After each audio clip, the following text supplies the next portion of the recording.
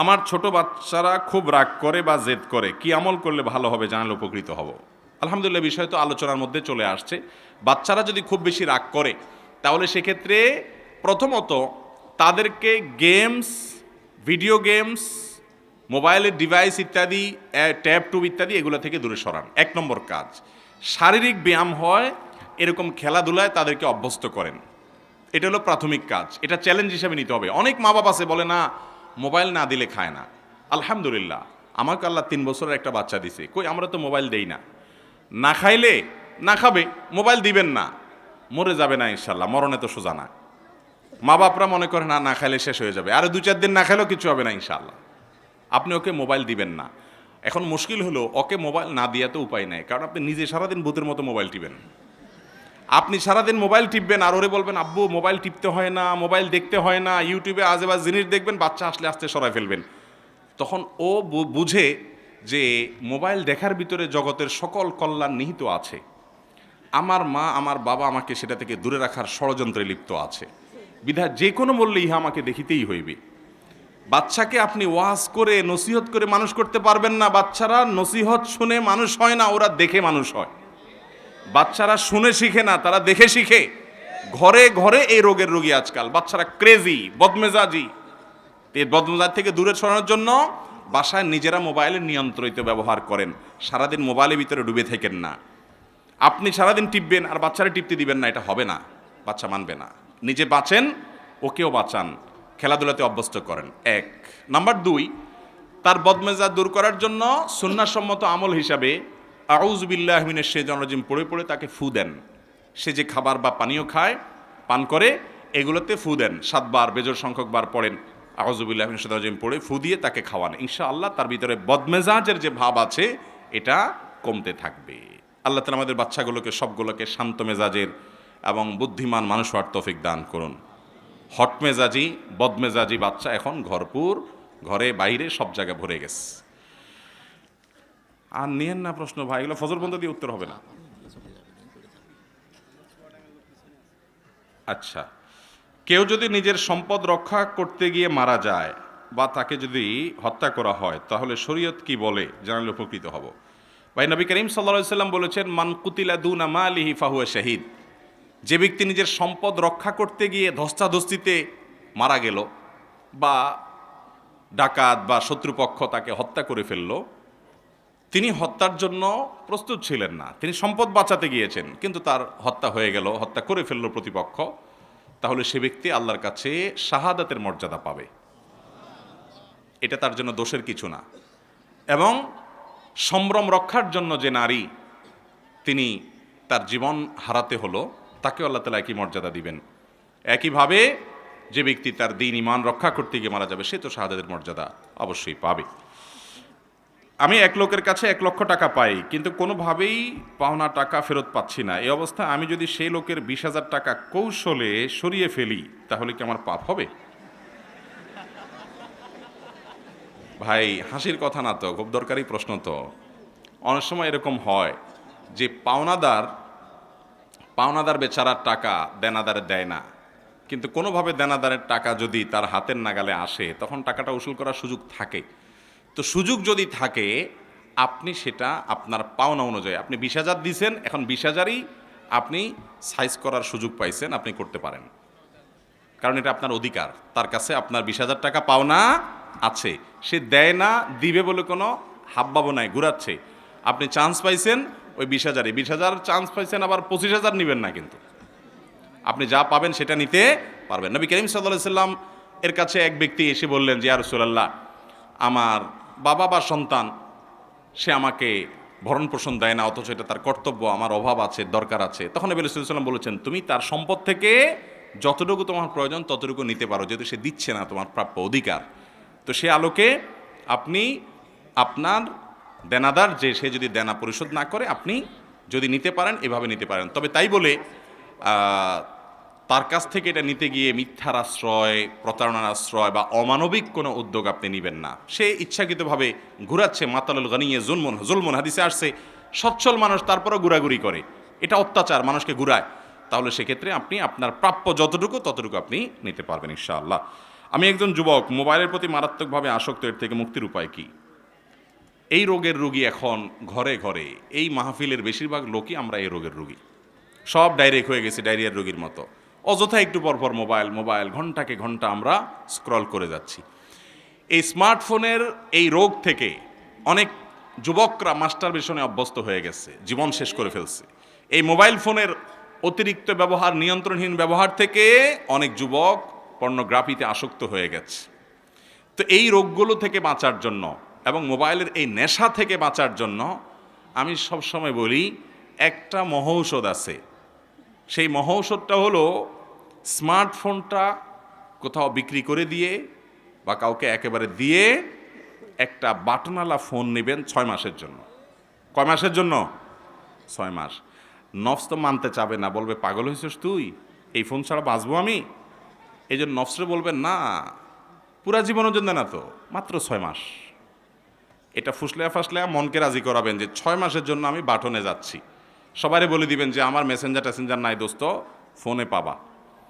এই বাটনওয়ালা সেট যদি 6 মাস ব্যবহার করতে পারেন, স্মার্টফোনের ধারে কাছেও না যান, ফেসবুক আইডি সব যদি 3 তালাক দিয়ে রেখে দিতে পারেন 6 মাসের জন্য, দেখবেন ইনশাআল্লাহ নেশাটা কেটে গেছে। এরপর আপনি স্মার্টফোনে যাবেন কি না? উত্তর হলো, যতটুকু আপনি নিজেকে দূরে সরে রাখতে পারেন তত বেশি আপনার রোগের ট্রিটমেন্ট ভালো হবে। যত লম্বা টাইম করতে পারেন, 1 বছর যদি করতে পারেন আরও ভালো। এরপরে গেলেও ইনশাআল্লাহ নিয়ন্ত্রণ করার চেষ্টা করলে, নিয়ন্ত্রণ করার চেষ্টা এই করার মাধ্যমে আশা করা যায় নিয়ন্ত্রণ করতে পারবেন। এটা একটা মহৌষধ, এটা করতে হবে। আপনি সারাদিন মোবাইলে ডুবে থাকবেন আর আমাকে বলবেন হুজুর একটা দোয়া শিখাই দেন, যে দোয়া পড়লে আমার মোবাইলের আসক্তি উদাও হয়ে যাবে। এরকম কোনো দোয়া নাই। বুঝতে পারছেন কথা? ইমাম ভুল করলে মুক্তাদি কি বলে লোকমা দিবে, সুবহানাল্লাহ নাকি আল্লাহু আকবার? নবী করিম সাল্লাল্লাহু আলাইহি সাল্লাম বলেছেন, আত-তাসবিহু লির-রিজাল ওয়াত-তাসফিকু লিন-নিসা। ইমাম যদি ভুল করে, পিছনে মুক্তাদি পুরুষ যদি লোকমা ধরে, ভুল ধরে, তাহলে সেক্ষেত্রে সে সুবহানাল্লাহ বলে উঠবে। আর মহিলারা যদি ভুল ধরে, তাহলে তারা এভাবে আওয়াজ করবে হাতের উপরে, হ্যাঁ, হাতের পিঠের উপরে আরেক হাত দিয়ে বাড়ি দিবে, তালির মতো করে আওয়াজ করবে। তাহলে ইমাম সাহেব বুঝবে যে তার ভুল হচ্ছে। সুবহানাল্লাহ বলবেন যে এটাই এই জায়গায় যুক্তিযুক্ত, কারণ সুবহানাল্লাহ বলা হয় আশ্চর্যজনক কিছু দেখলে। আরে দ্বিতীয় রাকাতে ইমাম সাহেব বসে কথা, হুজুর দাঁড়ায় গেছে, আশ্চর্য কথা, সুবহানাল্লাহ, এটা এই জায়গা। আল্লাহু আকবার তো বড় কিছু অর্জন হলে তখন বলতে হয় কি আল্লাহু আকবার। ইমাম সাহেব বসে নাই, না বসে দাঁড়ায় গেছে, আপনি বলেন আল্লাহু আকবার, মানে বড় কিছু অর্জন হয়ে গেছে, আসলে কিছু অর্জন হয় নাই। এই জায়গায় বলতে হবে কি সুবহানাল্লাহ। বেশিরভাগ লোকই আমাদের দেশে দেখা যায় লোকমা দিতে গিয়ে কি বলে আল্লাহু আকবার, অথচ বলতে হবে সুবহানাল্লাহ। চুল কালার করে, এটা উত্তর গেছে। ফজরের সময় তাহিয়াতুল মসজিদ ও 2 রাকাত সুন্নত নামাজ কি একসাথে পড়া যাবে নাকি আলাদা আলাদা করে আদায় করতে হবে? উত্তর হলো, ফজরের নামাজের জন্য নবী আকরাম সাল্লাল্লাহু আলাইহি সাল্লাম ফজরের আজানের পর 2 রাকাত সুন্নত ছাড়া আর কোনো সালাত আদায় করতেন না। এজন্য আমরা যারা মসজিদে এসে, পুরুষ যারা, তারা তো সবাই মসজিদে জামাতে পড়বো, জামাতে সালাত আদায় করব। তো বাসা থেকে সুন্নত পড়লে লাস্ট টাইমে আসবেন যে জামাত শুরু হয়ে গেছে এরকম সময়। আর যদি মসজিদে আপনি আসেন আগে, তাহলে সেক্ষেত্রে মসজিদে এসে যদি আপনি সুন্নত পড়েন, তাহলে ওই সুন্নতটাই 2 নিয়তে করতে পারেন। তাহিয়াতুল মসজিদের নিয়তে করতে পারেন, সুন্নতের নিয়তে একসাথে করতে পারেন, দুইটাই আদায় হবে ইনশাআল্লাহ। তাদাখুল করতে পারেন আর কি। কথা কি বুঝাতে পারছি? কারণ মসজিদে ঢুকার পর সালাত আদায় করে বসবেন না, এটা হলো মূল নির্দেশ। অতএব ওই সালাতটা সুন্নাত সালাত, ওর মধ্যে তাহিয়াতুল মসজিদেরও নিয়ত করে ফেলবেন, দুইটাই একসাথে আদায় হয়ে যাবে। এরপরে প্রশ্ন হলো অহংকার কাকে বলে? ভাই অহংকার কাকে বলে? নবী করিম সাল্লাল্লাহু আলাইহি সাল্লাম এই প্রশ্নের উত্তরে বলেছেন যে অহংকার হলো বাতারুল হাক্কি ওয়া গামতুন নাস, সত্যকে অস্বীকার করা আর মানুষকে তুচ্ছ মনে করা, মানুষকে দমায় রাখা, মানুষকে তুচ্ছ মনে করা, হেয় মনে করা, ছোট মনে করা, নিজেকে বড় মনে করা, এটাই অহংকার। অনেক লোক আছে দেখবেন সত্য অসত্য নাই, সে তর্ক করে কুতর্ক করে যাচ্ছে, সে বুঝতে পারছে তর্কের ফাঁকে যে যার সাথে তর্ক করতেছে অরটা সঠিক, তারপরে মানলে যেহেতু ইজ্জত যায়, মাথা কাটা যায়, তর্ক করে ঠেলে নিয়ে চলে যায়। আছে না নাই? এটা অহংকারের কারণে হয়। বিনয়ী মানুষ সঙ্গে সঙ্গে বলবে হ্যাঁ সরি, আমি ভুল করেছি, তোমারটা আমি স্বীকার করে নিয়েছি। এটা হলো বিনয়ী মানুষ। ওই যে বললাম আখলাক সবচেয়ে ওজনই, এটা হলো আখলাকের পয়েন্ট, যে আমি বিনয়ী হব, আমি অহংকারী হব না। আমি যদি ভুল করি সেটা স্বীকার করতে কোনো অসুবিধা নাই। আমাকে গতকালকে একজন আলেম একটা লিঙ্ক দিয়ে বলছে, আপনার ভিডিও বক্তব্যে এই অংশটাতে তথ্যের ঘাটতি আছে, আপনি পুরো সঠিকটা বলেন নাই, অর্ধেক আসছে কথা। আমি সাথে সাথে অফিসে বললাম যে ভিডিও সব জায়গাতে ডিলিট করো, এবং পাল্টা ভিডিও, যেহেতু এটা লাইভের প্রশ্ন, অতএব পাল্টা লাইভে আমরা ইনশাআল্লাহ এটার কারেকশন দিয়ে দিব। এরকম আমরা প্রায় করি। আলবানী রাহিমাহুল্লাহ তার 4 ভলিউমে একটা কিতাব আছে, আমি সৌদি থেকে কিনে আনছি, তারাজুআতুল আলবানী। যেসব মাসআলা, যেসব তাহকিক থেকে উনি সরে আসছেন, নিজের ভুল নিজে বুঝতে পেরে, এগুলোকে একত্র করে মোটা বই হয়ে গেছে। আর আমরা কোনো বিষয়ে যদি তর্ক করি, আমার ভুলটা বুঝতেও পারি, তারপরেও তর্ক করে ঠেলে নিয়ে যায় ভুল বুঝার পরও। এটা মুসলমানের চরিত্র না। মুসলমান হলো সাথে সাথে স্বীকার করবে, ও সরি আমি ভুলে ছিলাম, আলহামদুলিল্লাহ আপনারটাই সঠিক। এটা হলো মুসলমানের চরিত্র। ওই যে বললাম, আখলাক সবচেয়েতে বেশি ওজনী আমল হবে মিজানের পাল্লায়। অতএব আখলাক ভালো করবো তো ইনশাআল্লাহ। তো এই সত্য জানার পরও সেটাকে না মেনে অহংকার করা, তেড়ামি করা, যে আমি কিভাবে মানি, তাহলে তো ছোট হয়ে যায়, এটা হলো অহংকার। আর মানুষকে তুচ্ছ মনে করা হলো অহংকার। কাউকে তুচ্ছ মনে করবে না। ইমানদার মনে করবে যে আমি আল্লাহর কাছে কোন জায়গায় দাঁড়িয়ে আছে আমার আমল আমি জানি না, অতএব যাকে আমি ছোট মনে করছি হতে পারে সে আল্লাহর কাছে অনেক প্রিয়। কাউকে তুচ্ছ মনে করব না। এই জন্য নবী করিম সাল্লাল্লাহু আলাইহি সাল্লাম কারোর সাথে যখন কথা বলতেন, পরিপূর্ণ মনোযোগ দিয়ে তার দিকে ফিরে কথা বলতেন, ঘাড় ঘুরে কথা বলতেন না। কারণ এটাতেও ব্যক্তিকে তুচ্ছ করা হয়, যেন তাকে গুরুত্ব দিচ্ছেন না, পাত্তা দিচ্ছেন না। ইমানদার প্রত্যেকটা মানুষকে গুরুত্ব দিব, যে তার আখলাক সুন্দর হবে, তার আচরণ সুন্দর হবে, সবার কাছে সে প্রিয় হবে, আল্লাহর কাছেও প্রিয় হবে। এই জন্য অহংকারী মানুষ এই মানুষকে তুচ্ছ মনে করে এবং সত্যকে অস্বীকার করে। আমি ইউটিউবে ইসলামিক ভিডিও বানাই। এখন প্রশ্ন হলো, আমি যা ইউটিউবে ছাড়াই তা সম্পূর্ণরূপে আমল করতে পারি না, এতে কি আমার গুনাহ হবে? কিন্তু আমি চাই যে অন্য মুসলমানরা যাতে জানতে পারে, এই জন্য ভিডিও বানাই। আলহামদুলিল্লাহ ভাই, যদি মানুষকে দাওয়াত দেওয়ার উদ্দেশ্যে আপনি ভিডিও তৈরি করেন, কিংবা কোনো দাওয়াতি কাজ অনলাইনে অফলাইনে করেন, পরিপূর্ণভাবে নিজে আমল করতে নাও পারেন, তারপর আপনি সেটা করতে পারবেন বা করা উচিত। কারণ এগুলো করতে করতেও নিজের প্রতি নিজের একটা প্রেশার ফিল হয় যে আমারও করা উচিত। এটা ঠিক না যে কোনো আমল মানুষকে বলতে হলে নিজে না করলে সেটা বলা যাবে না। আমাদের দেশে অনেকে এরকম একটা ফতোয়া দেয় যে কোনো আমল আপনি মানুষকে বলতে হলে আগে নিজে করে ফেলতে হবে, নিজে না করতে পারলে সেটা আপনি কাউকে বলতে পারবেন না। এরকম কোনো কথা না। তবে হ্যাঁ, এটা ঠিক, আল্লাহ বলেছেন আতা'মুরুনা আন-নাসা বিল বিররি ওয়া তানসাউনা আনফুসাকুম, তোমরা মানুষকে সৎ কাজের নির্দেশ করো অথচ নিজের জন্য ভুলে যাও। এটা করা উচিত না। অনেক ইউটিউবার ভাই আছে, এখানে আছে কিনা জানি না, মাহফিলের রেকর্ড করতে আসে, নামাজ পড়ে না। আমাকে অনেক আয়োজক বিচার দিছে, বলে হুজুর নামাজ পড়ে না। আমি বলছি পরিচিত ইউটিউবার ভাইদেরকে, আমাদের আলহামদুলিল্লাহ বেশিরভাগই ভালো, কিন্তু 2-4টা আছে এরকম। আমি বলছি এরকম পারলে একটু ধরে দিবা, এগুলোর আর কোথাও কোনো মাহফিলে ঢুকতে দেওয়া যাবে না। তো যাই হোক, এটা খুব খারাপ জিনিস। কিন্তু আপনি চেষ্টা করছেন ভালো কাজের জন্য, পুরোপুরি পারেন না, সেটা অন্যকে বলতে অসুবিধা নাই। বলার চেষ্টা করবেন, বলবেন এবং নিজে আমল করার চেষ্টা করবেন। সূরা মুখস্থ করার জন্য কি ওযু ছাড়াই কোরআন পড়া যাবে মোবাইল অ্যাপের মাধ্যমে?